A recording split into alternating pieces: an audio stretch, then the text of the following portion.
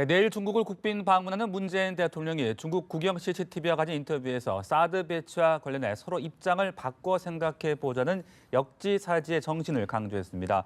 한편 북한이 조만간 잠수함 발사 탄도미사일 SLBM 등으로 추가 도발할 가능성이 제기되면서 한미일 3국이 경계태세를 강화하고 있는 상황인데요. 이 시간 신인균 자주국방 네트워크 대표 또 우수근 중국 동아대 교수 두 분과 함께 한중 정상회담 그리고 한반도 정세에 관한 이야기 자세하게 나눠보겠습니다. 안녕하십니까? 안녕하십니까? 네. 자, 문재인 대통령과 시진핑 중국 국가주석 이번 한중 정상회담에서 공동 성명과 공동 기자회견을 하지 않기로 의견을 모았습니다. 이 부분이 좀 우려스럽다는 이야기들도 나오고 있는데요. 그만큼 사드 문제에 대한 어떤 사전 조율 작업이 틀어진 것이 아니냐는 얘기들이 나오고 있습니다. 어떻게 좀 보십니까? 사실 이제 사드 이 문제가 네. 이 사드 레이더인 TPI-2 레이더가 중국의 산시성 서안 지역까지 이제 들여다볼 수 있다. 한 1,800km 되니까요. 그러면 이제 그쪽에 중국의 ICBM 기지들, 뚱펑 31, 뚱펑 41, 즉 미국을 공격할 수 있는 중국의 ICBM 기지들이 이 성주 사드로 인해서 보인다. 그게 이제 중국이 불쾌한 핵심 내용이거든요. 네네. 그러니까 그걸 안 보이게 해달라. 이제 이런 내용들인데 그래서 일각에 이런 이야기도 있었어요. 그 사드 레이더가 배치되는 곳에 콘크리트 장벽을 쳐서 서쪽으로 콘크리트 장벽을 쳐서 아예 방향을 틀지 못하도록 틀어도 안 보이게끔 뭐 그렇게 한 방법도 있지 않느냐. 뭐 근데 이제 사드 자체가 이동형 어떤 그 탐지 체계이기 때문에 뭐 밖으로 또 차를 끌고 나서 또 보면 돼요. 그래서 전혀 의미 없는 이야기고 따라서 이제 중국이 요구하는 것은 하는 것을 기술적으로 들어줄 수 있는 방법이 없는 것이죠. 사실은 그냥 우리를 믿어라. 네. 라고 하는 수밖에 없는데 그것은 우리를 믿어라 하는 것은 또 중국 입장에서 또 역시 또 못 믿어온 그런 상황이 있을 테고 저는 또 이렇게 그 합의문을 발표하지 못하는 이유 중에 하나가 북한은 이제 핵 문제 지금 사실은 미국이 북한을 선제 공격할 수 있는 가능성 좀 여러 가지가 있지 않겠습니까? 거기서 또 중국이 해야 할 역할 또 우리가 또 해야 할 역할 여러 가지 있는데 이 부분을 밝히기에는 사실은 지금 북한의 스탠스를 정확하게 알지 못하는 상황에서 우리 이 한중이라고 하는 굉장히 중요한 나라들의 입장을 먼저 밝히는 것은 우리 이 남북 관계 또 이 북핵 문제에 있어서 우리의 어떤 입장을 유연성을 더 제한할 수 있는 것이다라는 네. 차원에서 정상회담 결과물 발표 안 하는 것이 되게 나쁜 것만은 아니다. 저는 그렇게 봅니다.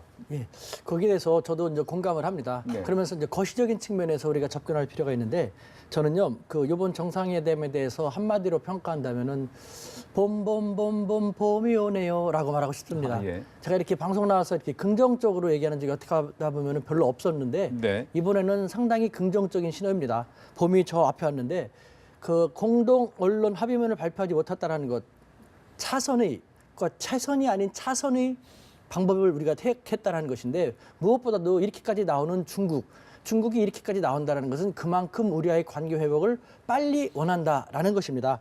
이 공동 합의문을 채택하지 않고 각자 따로 언론 발표를 한다는 것은요. 네. 중국의 뭐 현대사에서도 우리가 크게 굵직한 두 개만 봐도 알 수 있습니다. 이것은 전형적으로 중국이 어려운 문제, 난제를 해결하는 방식 중에 하나인 것인데 대표적인 것이 1992년에 그때 당시 대만하고 중국 대륙이 1949년에 싸운 다음부터 43년 동안 계속 극한 대립을 했습니다. 근데 1992년에 홍콩에서 만나갖고 92 공통인식, 줄여갖고 공식이라고 하는데요.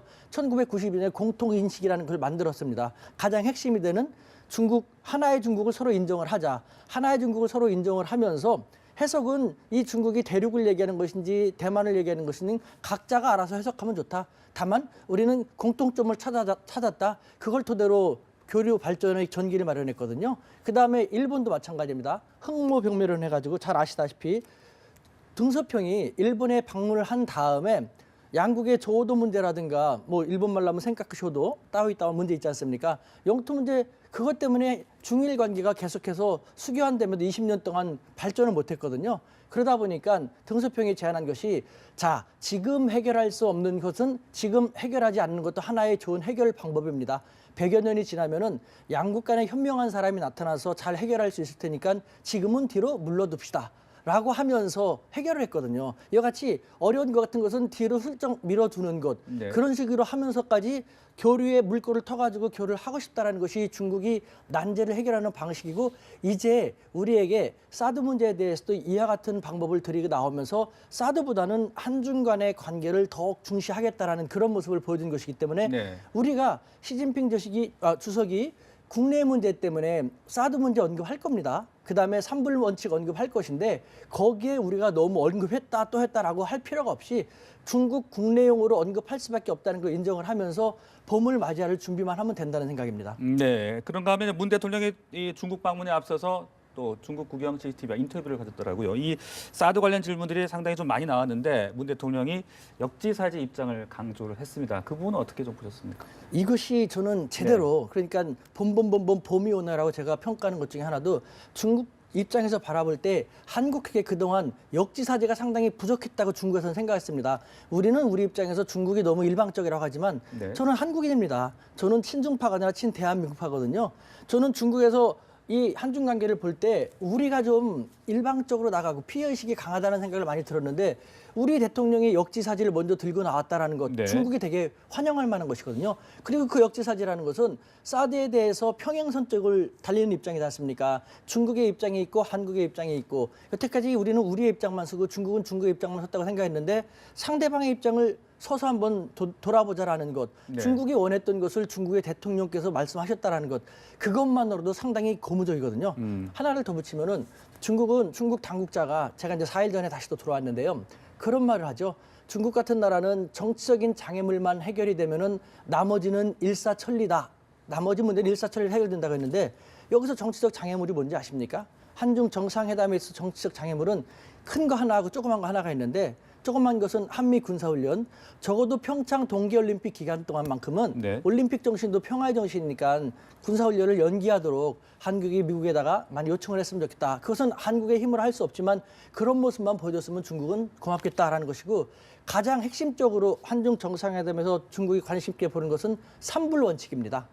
우리 사회에서 많이 논란이 되고 있는 중국은 우리보다도 이 삼불 원칙에 더 많은 비중을 갖고 있는데 이 삼불 원칙에 대해서 한국이 취소하지만 않고 한국의 입장을 그대로 견지만 한다면 중국은 그것으로 좋겠다라고 하고 있거든요. 그만큼 중국은 한국이 한미동맹이라든가 다른 나라와의 관계 속에서 중국으로만 올 수 없다는 걸 알고 있기 때문에 근데 우리 대통령이 CCTV 인터뷰에서 우리 기존의 입장이다라고 기존 원칙을 견지할 것을 말씀하셨지 않습니까? 따라서 이번 한중 정상회담은 큰 변수가 생기지 않는 한 아주 좋은 그런 네. 결과를 맞이할 거라고 생각됩니다. 네, 봄 상당히 좀 긍정적이다 이렇게 정말 해주셨는데 또 이 북핵 문제에 대해서는 말입니다. 뭐 중국의 쌍중단과 관련된 어떤 좀 진전된 논의가 있을지도 좀 주목해봐야 되지 않겠습니까? 쌍중단은 사실은 뭐 중국의 주장이고 네. 우리의 입장하고는 사실은 전혀 맞지 않죠. 네. 한미 동맹이라고 하는 것은 이것은 이제 부정할 수 없는 대한민국의 근간입니다. 안보적으로 굉장히 중요한 가치인데 그 중국군이나 북한군 같은 경우는 하나의 어떤 보직을 받으면 몇 년이고 또는 10년이고 이렇게 갈 수 있지만 한국군이나 미군 같은 이런 군대는 1년에 한 번씩 또는 1년 반에 한 번씩 보직 이동이 됩니다. 그래서 올해 합참에 근무하던 사람들이 내년에는 없어요. 내년에 근무하던 사람 내후년에는 없고 미군도 마찬가지예요. 그래서 이 군사훈련이라는 것을 계속 매년 하지 않으면 그 당해 연도의 합참 또는 한미연합사 또는 주한미군 사령부에 근무하는 장교들은 전쟁 연습을 한 번도 해보지 못한 상태에서 어쩌면 급변 사태를 맞아야 되는 그런 상황이 되기 때문에 이 자유민주주의 이 어떤 그 체계상 우리는 매년 이 한미 군사 연습을 할 수밖에 없는 그런 정치 체제다라는 것을 사실은 중국이 좀 인정을 해줘야 됩니다. 그리고 이러한 어떤 전력을 우리가 유지하는 가운데 네. 우리가 핵을 개발하지 않더라도 압도적인 재래식 화력을 가지고도 북한의 북한의 핵을 사용할 수 있는 의지라고 할 수 있는 김정은을 제거할 수 있는 능력 이런 것들이 바로 이런 훈련을 통해서 계속 연마가 되는 것이거든요. 만약에 이게 없으면 우리도 대한민국도 핵 개발을 하고 핵 보유를 하게 되면 사실은 이 한미 군사 연습 안 해도 되죠. 그렇기 때문에 중국이 아까 문재인 대통령께서 역지사지를 말씀하셨는데 대한민국의 안보적 입장에서 우리 입장에서 한번 조금이라도 생각해 보면 한미 군사 연습 이거는 뭐 인정할 수밖에 없다라는 그런 그 생각이 들 수밖에 없을 테고 네. 이 핵 문제에 대해서 저는 이번 그 정상회담에서 쌍중단이나 이것이 어떤 이 정상회담의 주요 논제가 돼서는 안 된다고 생각합니다. 왜냐하면 이것은 뭐 서로 간에 좁혀질 수 없는 기본적인 간격이 존재하기 때문에 다만 지금 이제 트럼프 대통령을 비롯한 미국의 매파들이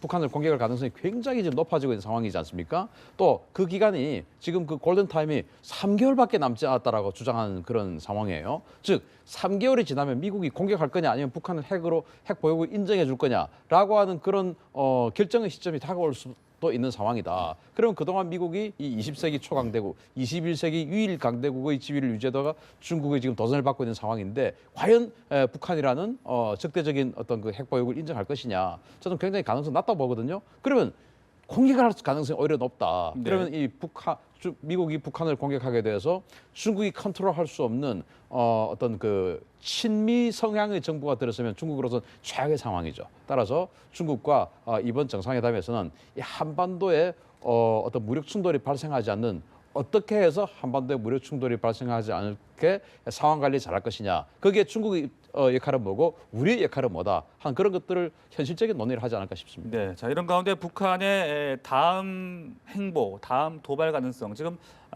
잠수함 발사 탄도 미사일 SLBM일 것이다는 지금 보도들도 나오고 있고요. 또 그런가 하면은 풍길 핵실험장 서쪽 경도에서 터널 굴착 공사가 진행되고 있다. 지금 이런 보도도 나왔습니다.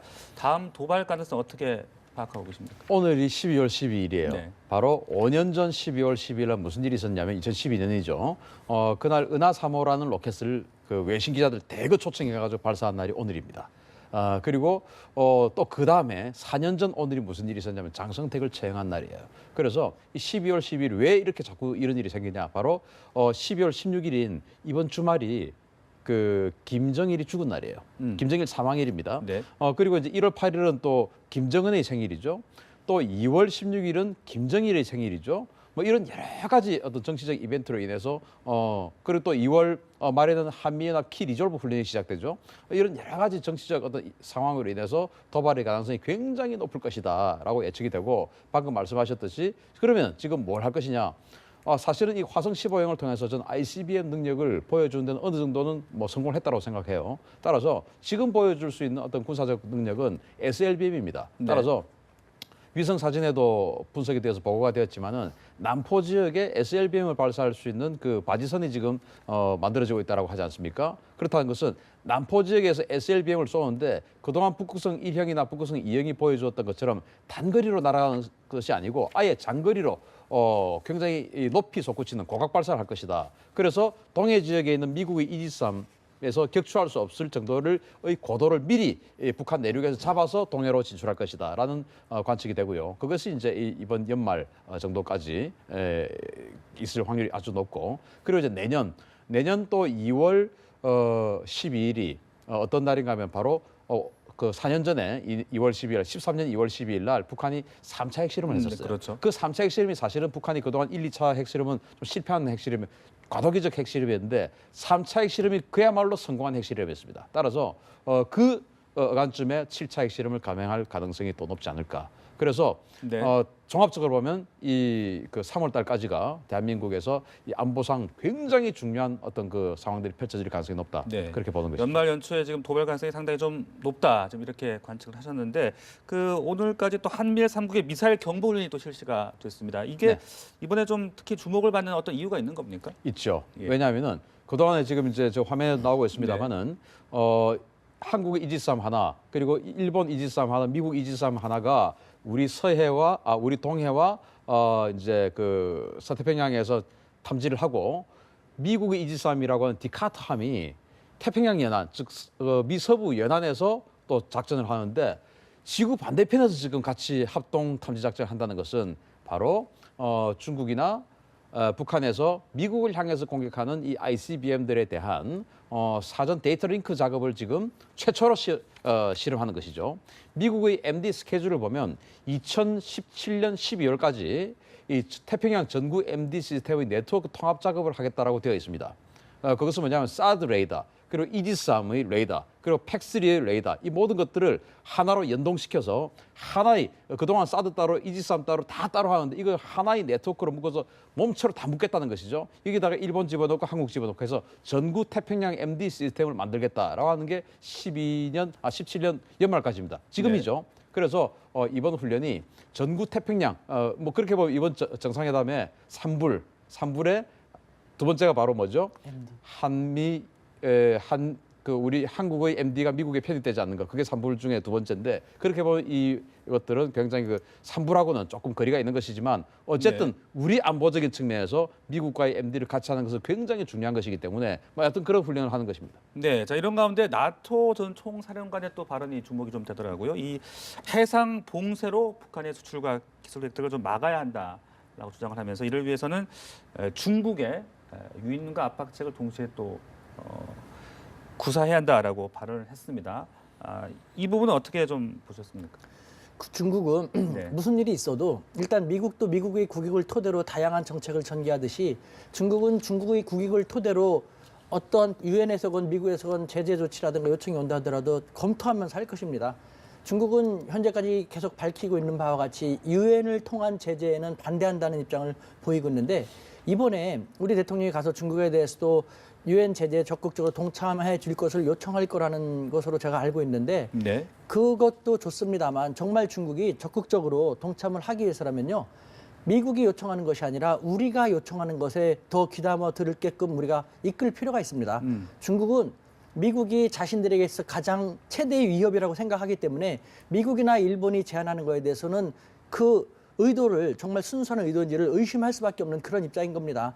그런 상태에서 한국이 이번에 가서 문 대통령도 가장 중요한 것은 신뢰를 쌓기 위한 것이 가장 중요하다고 했는데, 우리가 중국이 우려하는 것처럼 우리가 너무 미국에만 치우치지 않다라는 것을 보여주면서 조금씩 한국이 자국의 국익을 위해서 자기들의 목소리를 내기 시작한다라는 걸 느끼게 되면서 신뢰관계 구축이 된다면요, 중국은 북한발 위기에 대비하기 위해서도 미국이 한국을 도와주는 만큼 우리도 북한발 위기에 대해서 한중이 같이 협력할 만한 자세는 충분히 있다. 이제부터 신뢰를 좀 구축하자라는 그런 식으로 많이 제안하는 것이죠. 그렇기 때문에 유엔이라든가 뭐 미국에서 얘기하는 것, 특히 유엔에서 얘기한다 하더라도 그 서구 미국의 입김을 크게 받고 있기 때문에 그것보다는 한국이 북한발 위기에 대해서는 신뢰를, 중국과 양자 간의 신뢰를 더 많이 구축함으로써 한국의 입장에서 좋지 않습니까? 한미 동맹도 있고 그다음에 한중 안보 협력체 같은 것도 갖게 된다면은 한국의 국가 안보는 그만큼 튼튼하게 될 테니까 그와 같은 대화도 할 수 있는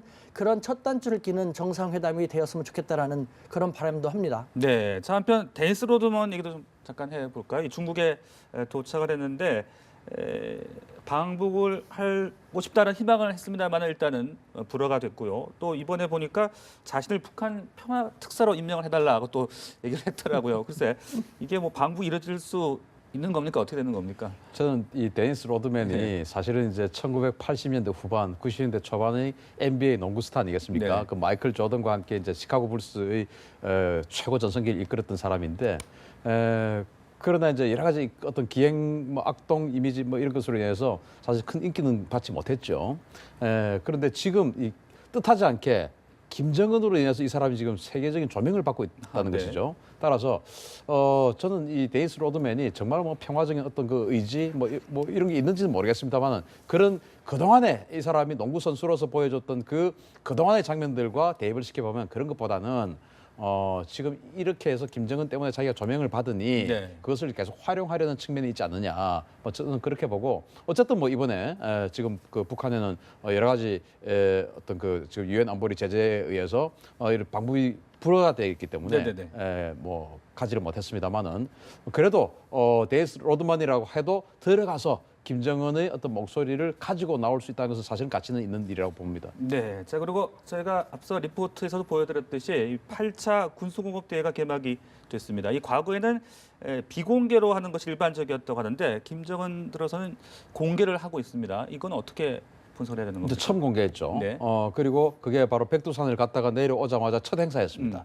백두산이 바로 비질런트 에이스 훈련이라고 해서 한미 연합 공군 260대의 전투기가 실전에 가까운 그런 훈련을 했던 때인데 그 기간에 딱 백두산으로 피신을 해 있었죠. 네. 왜냐하면 백두산 그 삼지연 지역이 중국 국경하고 14.3km밖에 안 떨어져 있어요. 그 삼지연에 있는 김정은의 별장이 있습니다. 거기하고 14.3km니까 미국의 전투기들이 거기까지 못 가죠. 중국이 방공식별구역 내니까. 뭐 그런 차원에서 이제 백두산까지 갔다가 이 훈련을 마치니까 바로 이제 이 평양에서 이 대회를 개최를 하고 여기에 저 김정은이 참가를 했는데 이 군수공업 대회를 한다는 것은 그만큼 군수공업에 내세울 것이 있어졌다. 그것이 바로 뭐냐? 핵이죠. 핵과 탄도미사일에 대해서 엄청난 자신감을 가지고 그것을 이 동력을 가지고 내년 신년사까지 끌고 갈 그런 생각이 아닌가 생각합니다. 네, 알겠습니다. 자, 지금까지 한반도 정세 두 전문가와 함께 이야기 나눠봤습니다. 두 분 말씀 고맙습니다.